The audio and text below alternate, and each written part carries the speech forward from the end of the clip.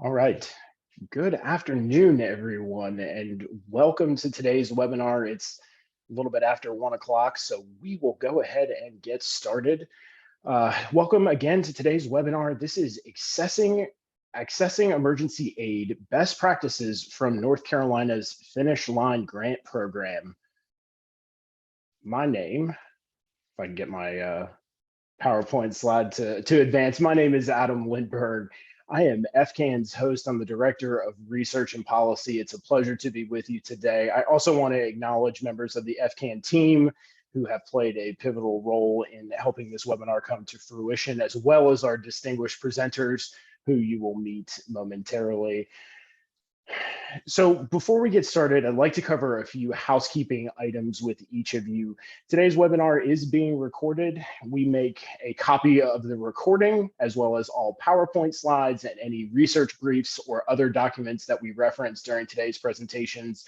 Those will be available within a week of today's webinar, so you can access those at any point in time.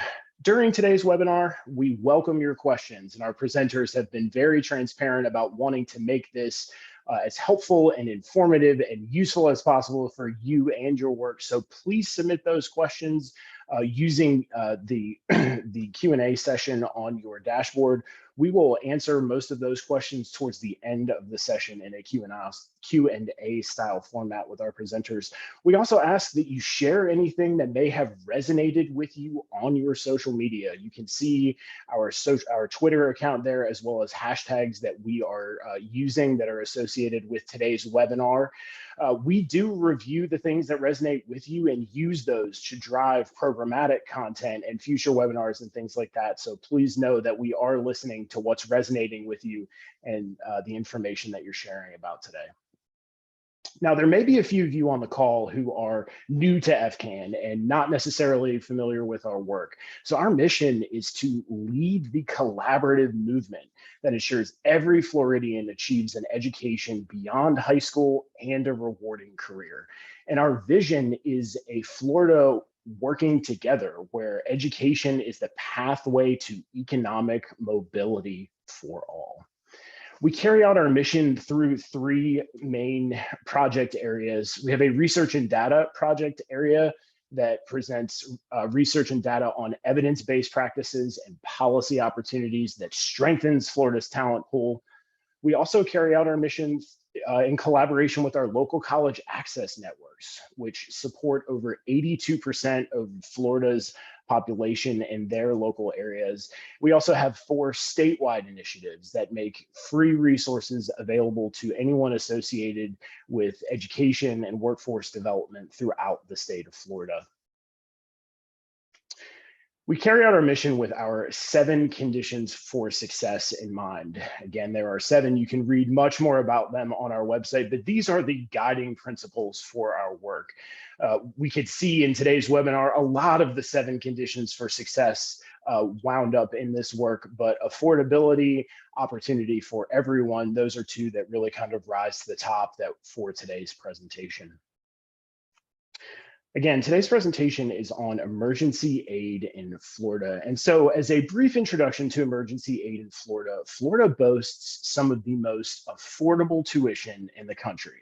And tuition rates have remained relatively stable throughout the state for the past several years.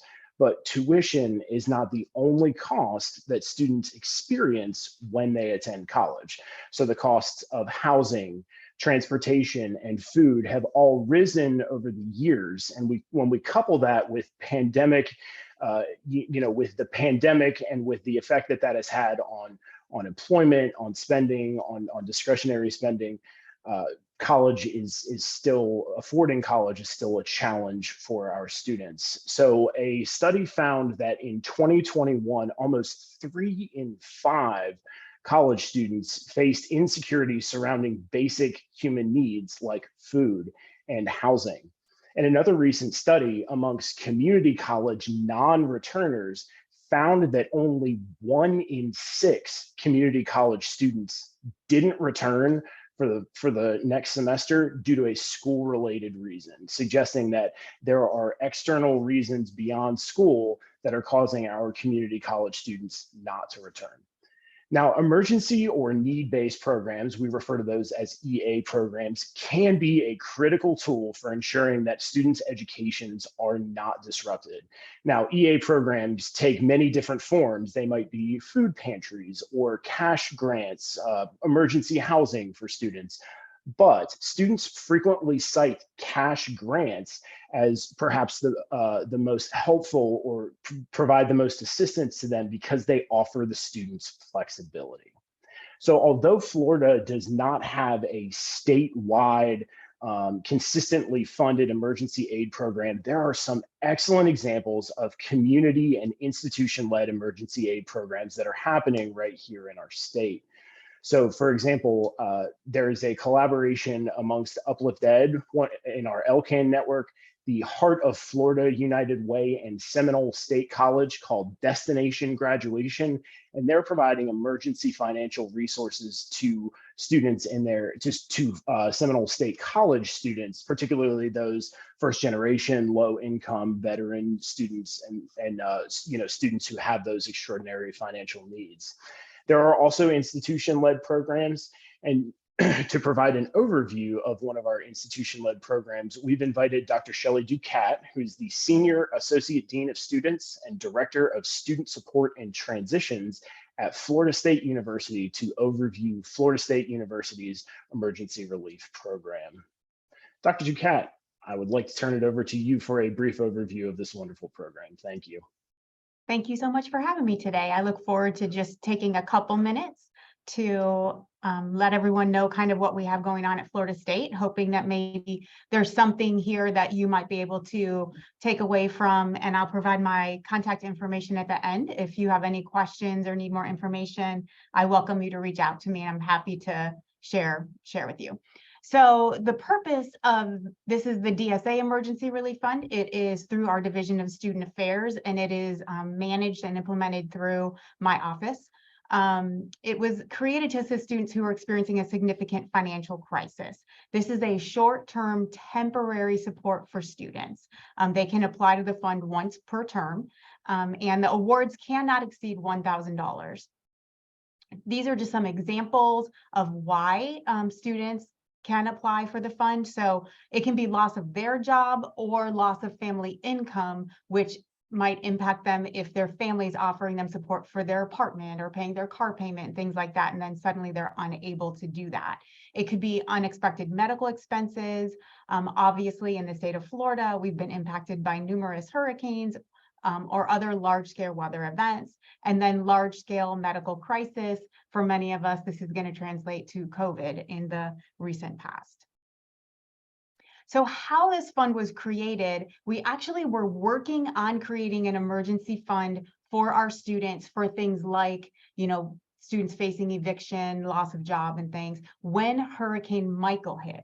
And so when Hurricane Michael came and impacted both the Panama City and the Tallahassee campuses of Florida State, we found ourselves really in a position where we had lots of students desperately in need of some emergency assistance. And so there was some fundraising done very quickly, and all the funding that was raised, which I'll show you those totals at the end, it was utilized throughout the aid process for students. We kept the fund open until every dollar was distributed, and then the fund went dormant because the money that had been raised obviously had all been allocated out. And then during COVID, we started to see the exact same thing. Hundreds of students who were going to be evicted, whose families could no longer help them. Many of our students were employed at local businesses in Tallahassee, which were closing because there weren't students on campus and they didn't have business, so they were then losing their jobs. A lot of people's family members were losing their jobs. And so obviously we all know it just trickled down. So our foundation and our DSA fundraising arms really did a great job of raising a lot of funds. And we had a local business that actually contributed 5% of the mask sales. They were Florida State masks they had created, and they're alumni of the university, and they donated 5% to this fund to support students. Once we got through COVID and students returned to campus as normal, then we went back to our standard emergency relief fund. And so it functions on a daily basis for students. They come in through the Department of Student Support and Transitions, and then they work with one of our case managers or victims advocates to analyze kind of what their situation is. And then there's an application process, and they go through that process to receive the funds. And then when Hurricane Ian hit, and we had a lot of students again impacted because for a lot of them, their families were really assisting with their rent and things, and they weren't able to pay those bills. And so for some of our students on the Sarasota campus, they actually live in Sarasota. So they were very much impacted when the hurricane came through. So that's kind of how our fund has evolved. Like I said, all of the funding is solely donations, and it's raised by the Division of Student Affairs and our FSU Foundation. A lot of people ask how much money has been distributed. So you can see here during Hurricane Michael, we were running one fund, but we were allocating out on two different levels. One was for Tallahassee students and one was for Panama City students. Obviously, our Panama City students were receiving more funding because they were significantly impacted by the hurricane. Many of them lost everything that they had. And then when it rolled to COVID, you can see the number of students that we were able to support and the incredible dollar amounts that we were able to allocate out. Once we moved through COVID, and then starting in fall of 21, we've been able to serve 25 students for $23,434, which is amazing. And then we tapped back into the fund for Hurricane Ian. So it's an interesting time right now because we're allocating funds out for students who turn in applications for hurricane-related reasons, yet we still have students turning in applications for our more standard emergency relief process. And so we're actually currently allocating out for both types of applications. And since fall began, as you can see, we're going to have quite an increase in the number of students who apply for the general fund because we're already at 17 students for this academic year. So here's my contact information. If anyone has any questions, would like any more details about what we do or how we do it, I'm really happy to share that. Thank you to Dr. Lindberg for inviting me today, and I hope that people take something useful from this information.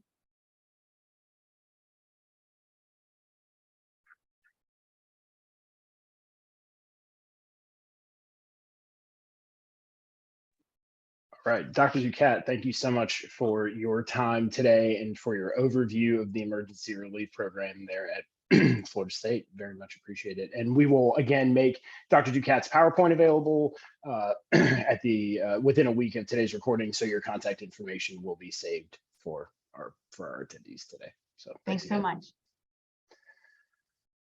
Okay, so as I indicated sort of in the overview and in the presentation, my portion of the presentation, there are some great things happening at the local level and at the institutional level to provide support for our students that are experiencing emergencies. We do not possess consistent statewide funding for a program, for a similar program. However, we wanted to give you an example of a state with a consistently funded statewide emergency aid program. And one of those exists in the Finish Line Grant Program in the state of North Carolina. So it's a privilege to introduce Dr. J.W. Kelly and Allison Garman with the North Carolina Community College System, who are going to overview the North Carolina Finish Line Grant Program, and then we will have a Q&A session with the two of them at the end. So Dr. Kelly and Allison, welcome. Thanks for your time. We're anxious to hear your presentation today. All right, thank you, Adam. I appreciate that. And Allison and I are very glad to be here with everybody this afternoon. I think I have, do I have my slide and screen sharing correctly, Allison? Yes. Excellent. Thank you, ma'am. So she's trusting me to advance the slides. So that makes me a little nervous, my friends in Florida, but I think we'll do fine. So first of all, we just want to kind of take a minute to introduce ourselves. So my name is J.W. Kelly, as has been mentioned, and I serve as the Associate Vice President of Student Services in our community college system office. And I won't get into our governance structure, but we're a little different than what is currently in Florida by my understanding. And then Allison serves as the Finish Line Grants Coordinator, and we're excited to have her, and she'll speak in a few minutes. But I think one of the strengths of the program has been that Allison, over the past few years, has been the consistent theme to make sure there's consistency in the operations of the program.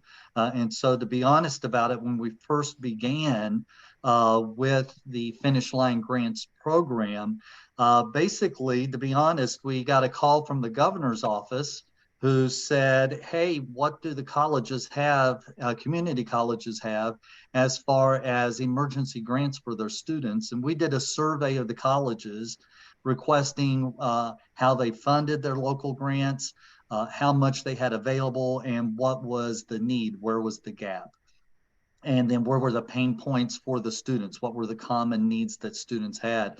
When we gathered that information, it was very similar to what we just heard from Florida State, is there was a variety of local funding sources that colleges were tapping into, whether those were business and industry partners, or whether they were other community-based organizations of some sort, or their own college foundation.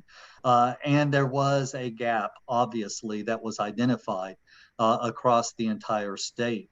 And as conversations continued, Governor Cooper had a conversation with the Department of Commerce and asked that some of his office staff and some of the community college staff and Department of Commerce staff to get together to see if we could use Title II WIOA funds and partner with our workforce boards to meet the needs, the emergency fiscal needs of our students. That conversation, there was a lot of back and forth because, as you may realize, there are accountability measures with those WIOA Title II funds. Department of Commerce and workforce boards had their own accountability measures. The community colleges have our accountability measures and reporting and performance measures, and not always did all of those things line up well. So there was a lot of conversation to talk about what was the best way to streamline procedures and access to these funds for all the students at our 58 community colleges across the state of North Carolina. So we did finally come to an agreement and come to some processes and procedures that appeared to be able to work. And that all began, as you can see here on the slide, in 2018. Then later on, we decided that we should get an external group to come together and evaluate our process and procedures and do some focus groups with our students to see if there were areas where we could improve the program. And one of those recommendations was that there was concern between students having to go through a process with the Department of Commerce and the workforce boards, and to go through a different process with the community colleges because of those accountability measures I talked about earlier. So there was a decision at the governor's office here just recently to move the program solely to the North Carolina Community College system and to identify a different funding source. And I think Allison will talk about some of this in a little more detail later on in the presentation. And so that process has just come to fruition last month. So we are just now in the birthing stages, so to speak, of this new funding source and what that means for the Finish Line Grants program. So that's a little brief, very brief history of how we got started and how we landed where we are now. So Allison, can you give us a little more details about what the grant program is? Yes, thank you, Dr. Kelly. My name is Allison Garman, and I'm with the Finish Line Grants program here at the North Carolina Community College System office. But I was, as I stated before, previously with the Department of Commerce. So you're going to hear a little bit of a recap of both sides of how it has moved forward and why it has moved forward. So as you can see on your screen, the Finish Line Grants program was managed by the Department of Commerce. I stepped in the last couple of years and have been managing the reporting between the community colleges and the workforce development boards, as well as the budget offices within the Department of Commerce. The funding actually solidly landed in Title I funding, which is federal set-aside funds, and they're 3-year funds.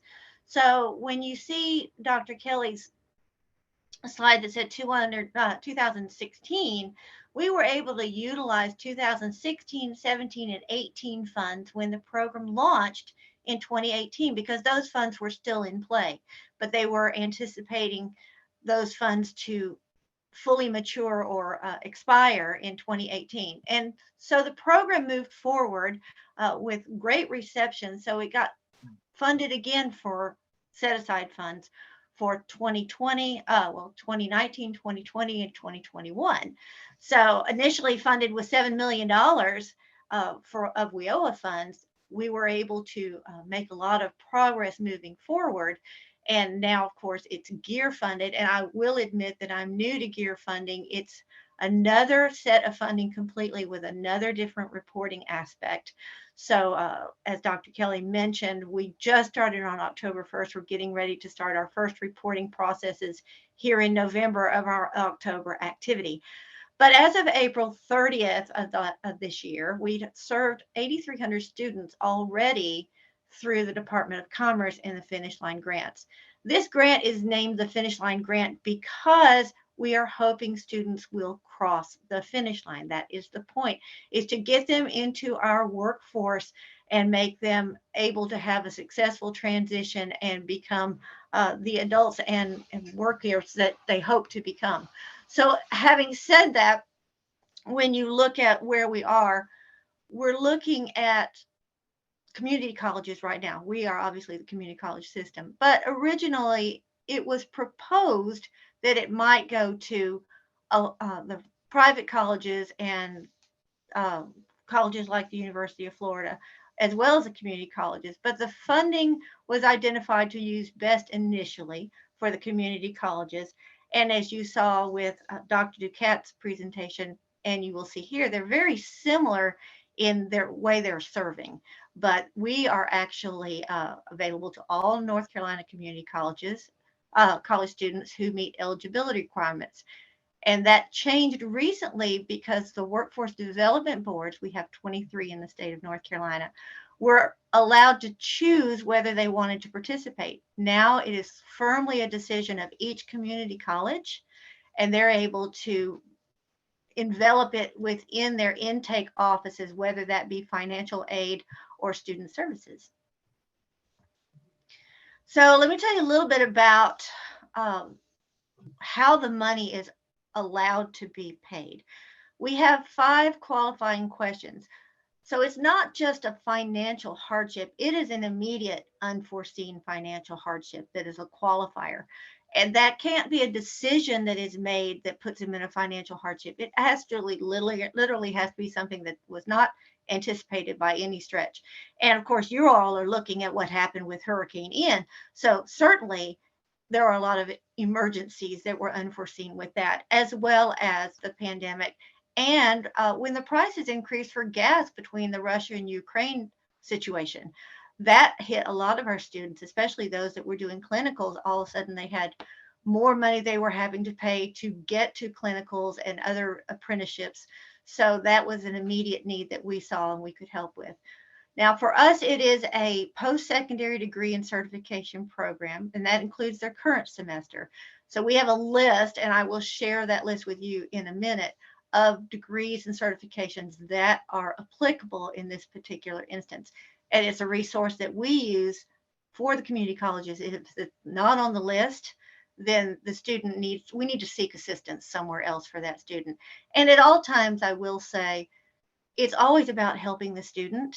So even though we might have to say it doesn't work for Finish Line Grant, we're always working with the community colleges to determine, is there another place that we can help the student so that they don't feel like they're floundering and that they've reached a stopping point for what we are here to do. Now, the third requirement is a 50% or more completion in the post-secondary degree or certification and a minimum GPA of 2.0. Now, here in North Carolina, I'm not sure about Florida, we have a cost of attendance that we must pay attention to for students. And if they get assistance with Finish Line grants and they have federal aid like the Pell Grant and other things, we cannot exceed that amount per semester. Is that right, Dr. Kelly, per semester? Okay, great. Got that right.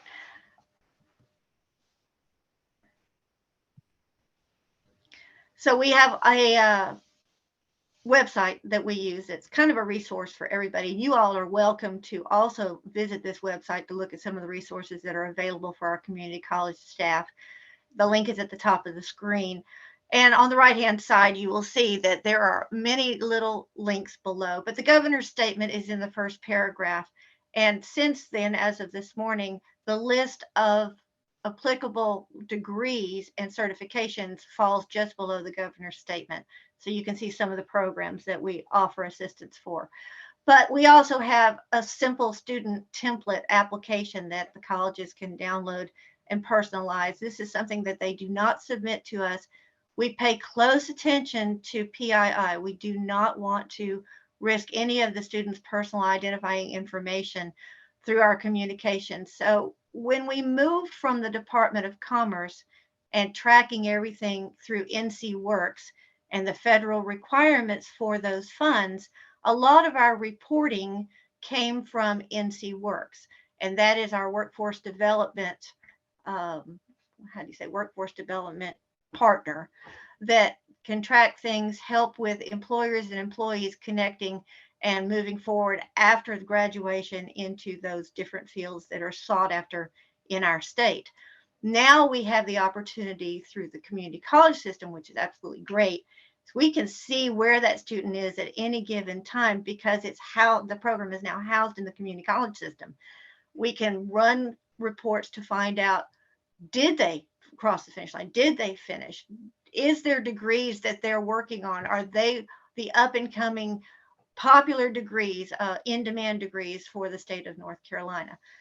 Now, when we also do all of this, we have to anticipate that there's regular monitoring. That's where I come in a lot in this program, is the reports will come from the community colleges. They'll go through the budget offices. They'll end up in the community college reporting office and the financial office here.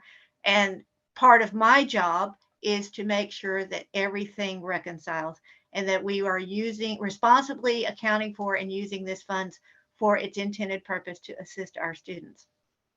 The funding resources are subject to strict audit practices here in the state of North Carolina. So at any time when we're working with the community colleges and they ask, what do we need with documentation if we make a payment on behalf of the student, they do need to pay attention to those audit practices because it's ultimately the community college who pays those funds on behalf of the student that will be asked to substantiate where those funds were used, how they were used. So receipts and so on and so forth are definitely something that they will do.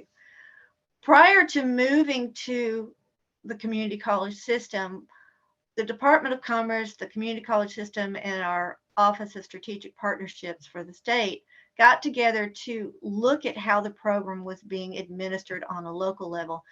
And I laughed when I first saw this because it was actually a survey that one of our offices did, and they talked to all 58 colleges, and the responses you see on the screen is what my brain looked like every day when I would talk to a community college, because I had to place in my mind how was their process moving forward to get to where they pay the emergency expense.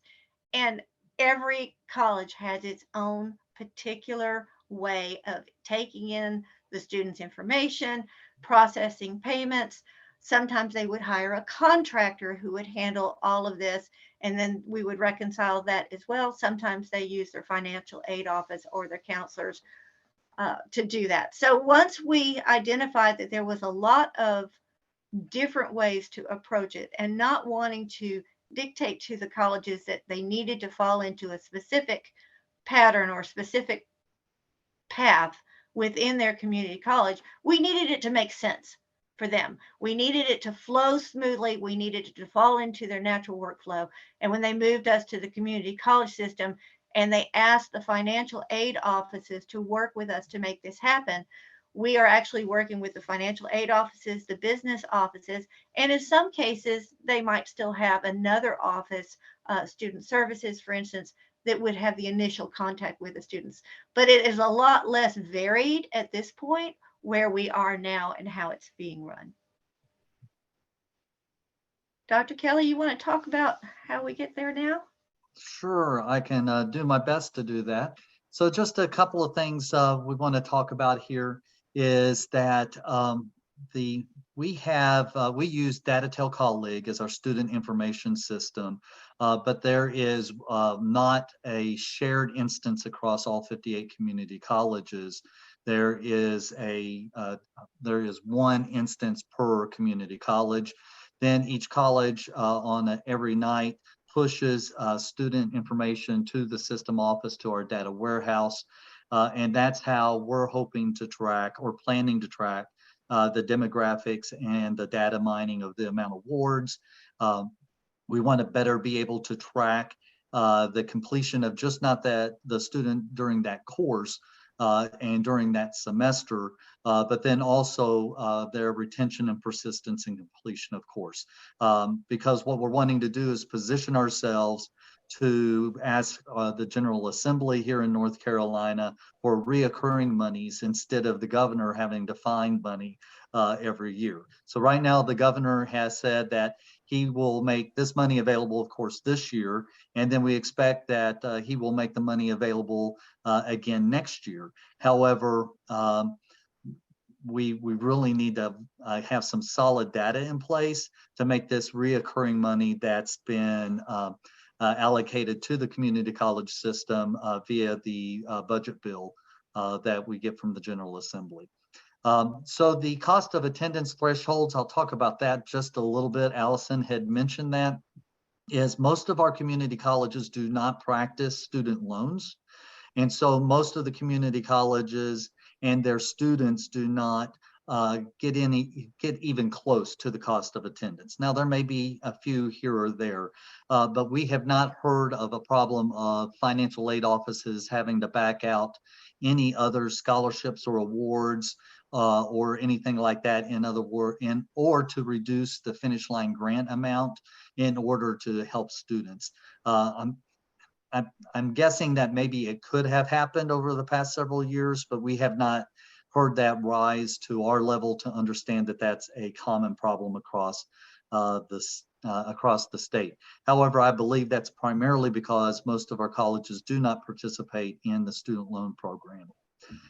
So once we get that information from our data warehouse, our hope is to begin producing disaggregated reports to help us track how the finish line grants are being used, not just in student success and student demographic, but also we are tracking in very general terms 6 broad categories of how the awards are being used at the local level.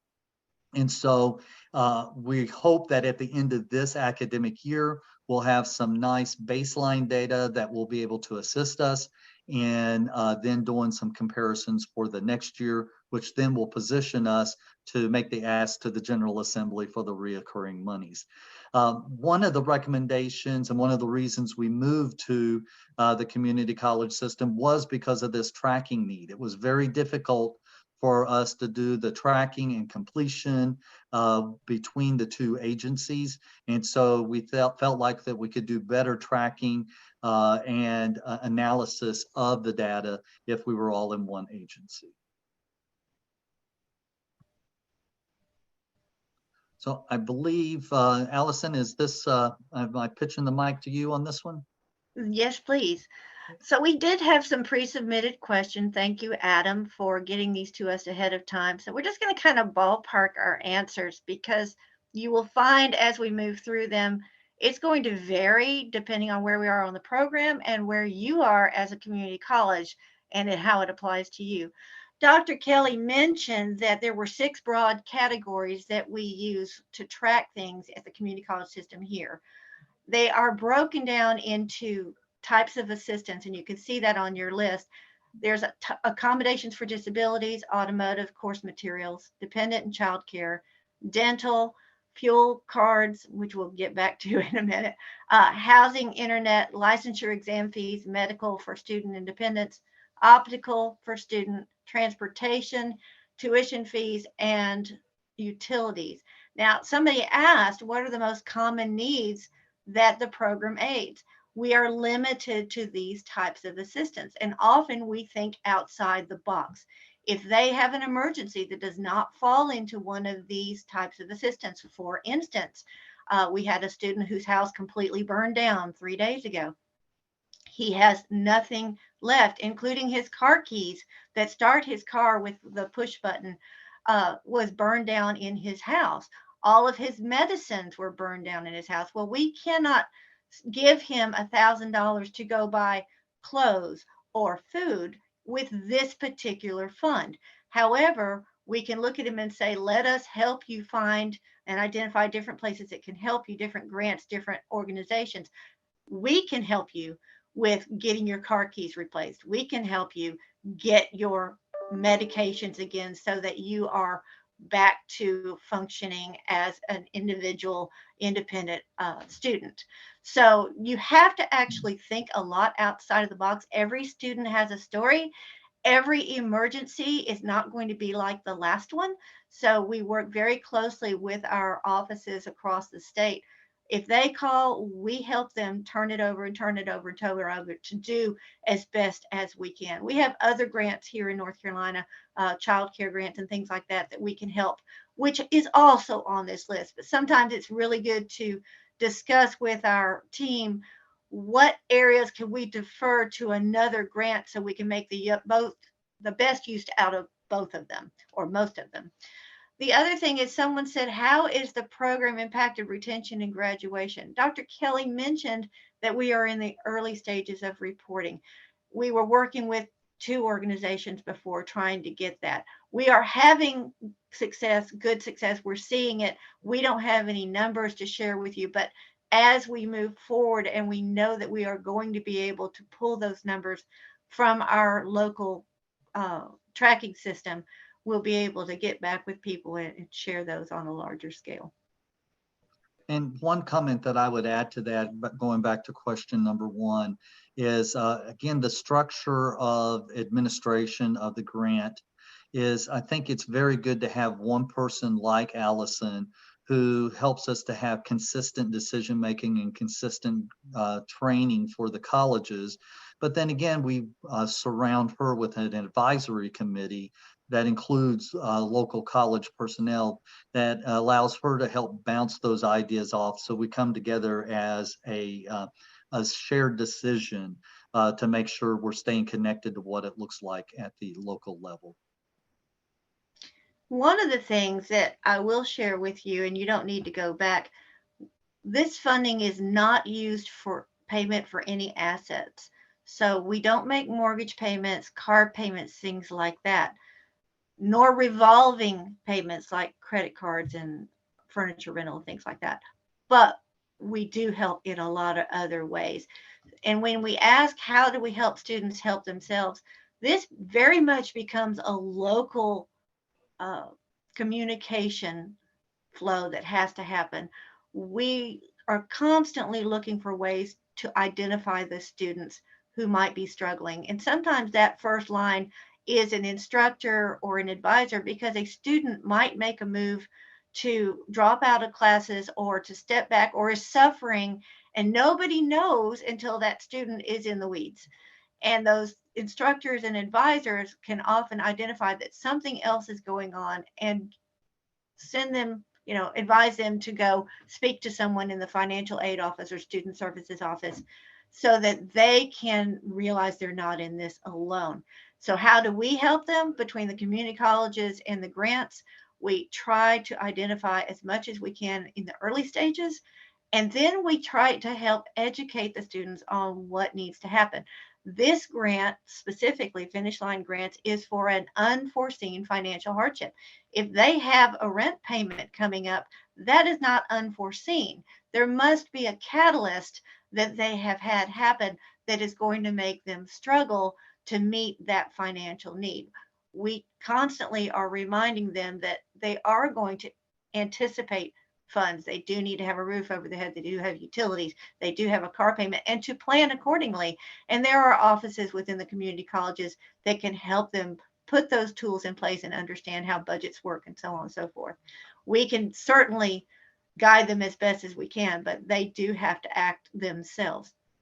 Now, somebody asked, how do you avoid fraudulent claims? Attestations are attestations. When a student says they have an emergency, we're not necessarily asking them to present their car in front of us that has a flat tire. So we do allow attestations on certain areas, but we also leave it as the college's choice whether or not they want to pay any of these funds for the student to disperse. In that case, they would put the fund into the student's account, and the student would be allowed to use that funding for the purposes needed, or we pay straight to vendor. Most of our community colleges pay straight to vendor. That means they get a hard receipt that they can give to their business offices, and there's no worry about whether or not the funding and the receipts come back together again later after the student has completed what they need to do for that fund. I think that's about all I can say on fraudulent claims. Dr. Kelly, how about you? Well, I'll add a couple of comments to both of those questions, and I'm also keeping track of our time. We want to have time for questions from the audience. Is one way that a creative way that I see, especially with automotive repairs, is colleges will work closely with their automotive department that does automotive mechanics training.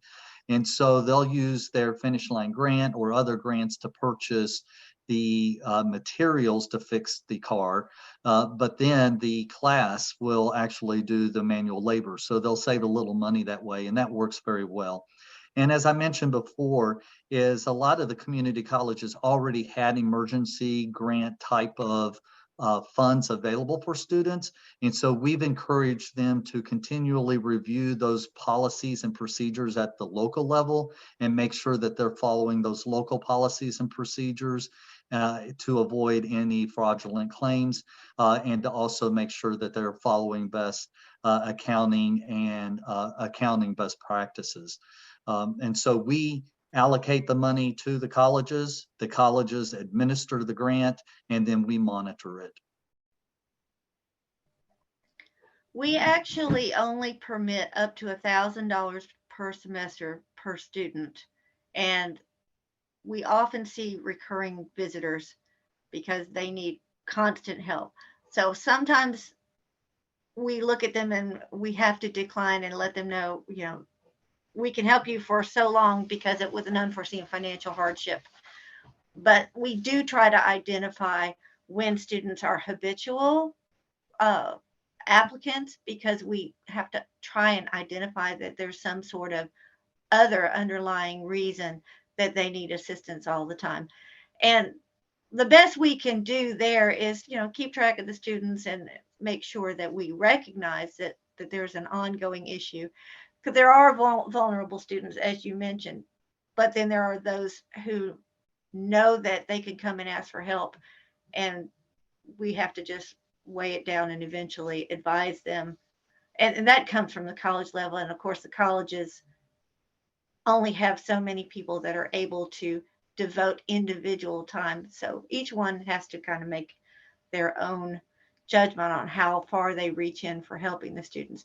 But the balance between the program controls and the students, those colleges report to us when they spend the funds on behalf of the students.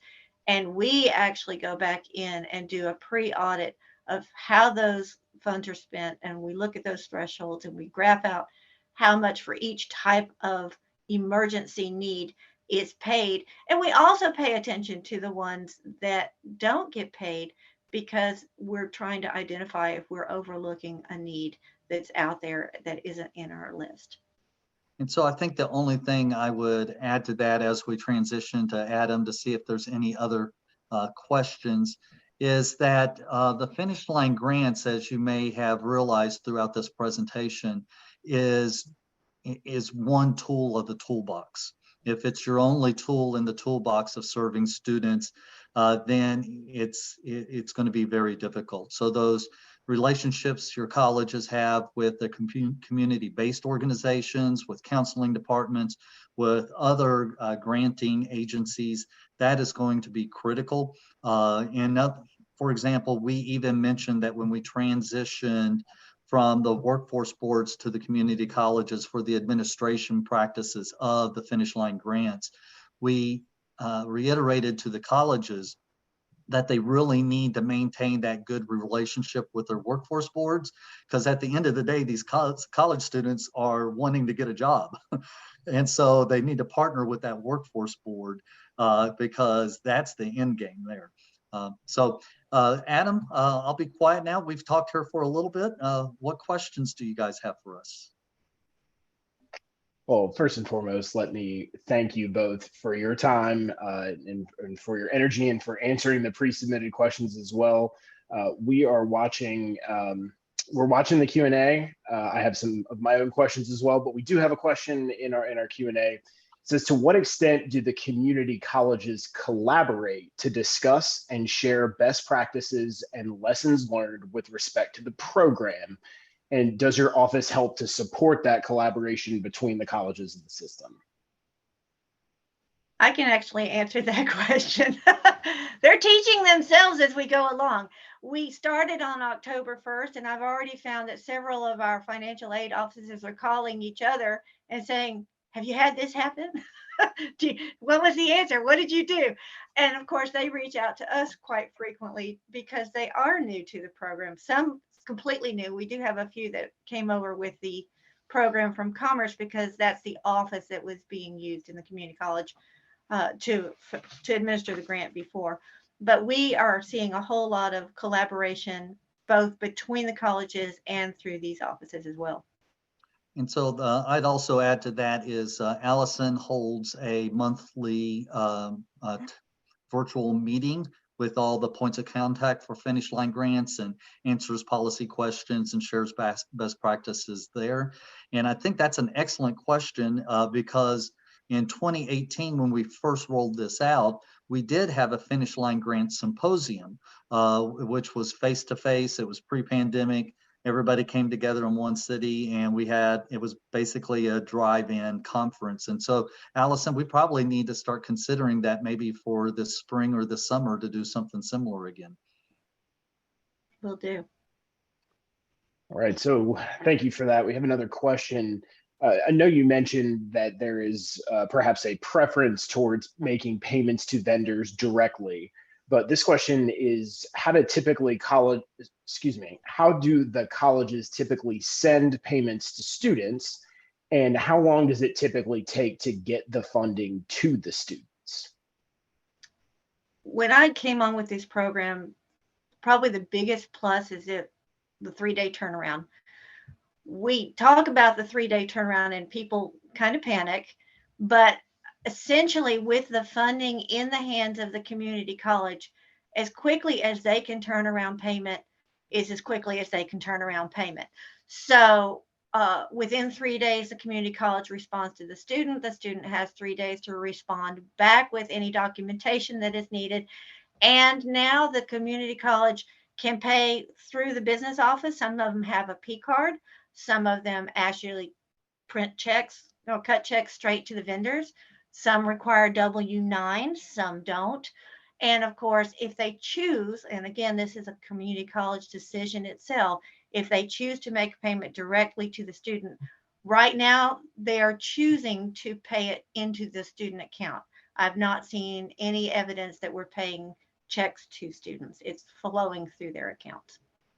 I think there are some occasions where colleges are using gas cards to help pay for gas, but usually those are small amounts to make sure that it's not being used fraudulently. But yes, I agree with Allison. Most of the time it's through the business office and then a P card or a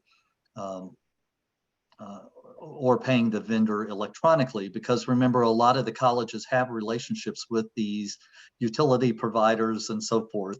And so they know who they are. And a lot of times they can pick up the phone and just say, we're about to cut a check. We're about to send a payment for this account. Can you please just hold the account? We'll get it to you tomorrow or in 2 days, right? So that kind of thing happens. Another thing that happens is colleges will front the money using their foundation or using other emergency grant monies that they have locally. And then once this Finish Line Grants money becomes available, they reimburse themselves. Great, thank you. What an incredible thing for an institution to be able to do, to call the local utility company or water company or whatever the case might be, and for that relationship to have existed to be able to say, we're going to help. Please wait. Please wait, and to have the utility company do that. That's great. And we do, Adam, we do advocate for the students. We have some of our community colleges that will reach out and say, we're assisting the student. Can you help? Like the student with the fire, they wiped out his utility bills because somebody at the college reached out and said, we are attempting to assist a student in an emergency. Can you help with the bill? And next thing you know, the bill is zero. Wow. So it is a community effort. How powerful. How powerful. Absolutely. We do have time for one or two more questions if there are any other questions out there. So a question that I wanted to ask if any of your metrics that you're tracking on use of this program are, or if you know anything about how referrals are being made to use the program itself, because I think it's one thing for the program to exist, and it's a whole nother thing for students to actually know that it's a resource that's available to them. So do you know, is it students telling other students? Are students using it as a result of the marketing efforts that the local colleges are doing? How are students finding out that the Finish Line Grant program exists? That is actually changed from the Department of Commerce to the community college system. The Department of Commerce encouraged them to promote, whether it's posters or links or whatever, to the students that the Finish Line Grant program exists. One of the challenges is if the student was denied, the student could get frustrated and they have to start over again. By firmly placing it in the community college hands, now the students are taken in at a central location, and they might not know that Finish Line Grants exist by name, but they're being weighed for assistance across the board. Okay. Yeah, and I think we probably need to do a little more work there. I would like us to, if I'm going to dream a little bit, I would love for there to be a policy or process statement in every syllabi. More posters. An easy solution is screensavers in your computer labs that, just say, if you need help, and then you have whatever the local office is at that college. But I agree with Allison. A lot of times the student doesn't even know where the funding source is that's helping them. They just know that the college has helped them. Okay. Great, thank you. I know we have 2 minutes left. I want to ask one final question. I'm not seeing any questions in the queue right now. So we have heard from students that their experience in asking for more financial aid or seeking out more financial aid on their campuses can be somewhat traumatic, because they are being asked to share very traumatic details of their lived experiences. And so, sort of similar to my last question, I'm wondering, is there any training that the professionals administering this program on individual campuses receive? For example, trauma-informed interviewing or best practices or things like that. Is there anything that they receive? There is no training that I'm aware of. I'm looking at Allison, and she's. So I think we have assumed, and so you're making me think and rethink that. So I'm glad. Thank you for that question. But we have assumed that most of the financial aid offices are used to handling those kind of sensitive conversations. However, I guess a personal example would be when I was at a local community college as a VP for student services. The person who was in charge of our emergency aid program before Finish Line Grants was my right-hand assistant because she was the right person. Now, she may not have all the access and accounting expertise to be able to work out the emergency grants, but she was the right person for people to come talk to because she had Sure. that skill set as a person. Right. And so I think part of our assumption has been, because colleges already had emergency grants of some form on their campus. Again, it's a big assumption that that they already had selected that right person that people Okay. would feel was approachable to come and talk Mhm. to and to share with. I have heard anecdotally that a lot of times the referrals come from faculty members and advisors. Because the student starts missing class, they have a good rapport with the student and they say, hey, Adam, what's going on? And Adam says, well, I'm having this financial problem. And then they'll walk with the person to that part of the campus that could help them out. So we hear those Wow. kind of stories often. Sure. That's great. All right. Well, thank you all very much. We are at our hour mark, so we are going to thank you again for your time and for your willingness to share this and for the work you're doing for North Carolina Community College students. To our attendees, thank you very much for attending. Thanks for your interest in this topic. Once again, a recording of this webinar, as well as PowerPoints and all other information will be made available within a week of today's webinar. Thank you again. Have a great rest of your Thursday and a great weekend. Thank you.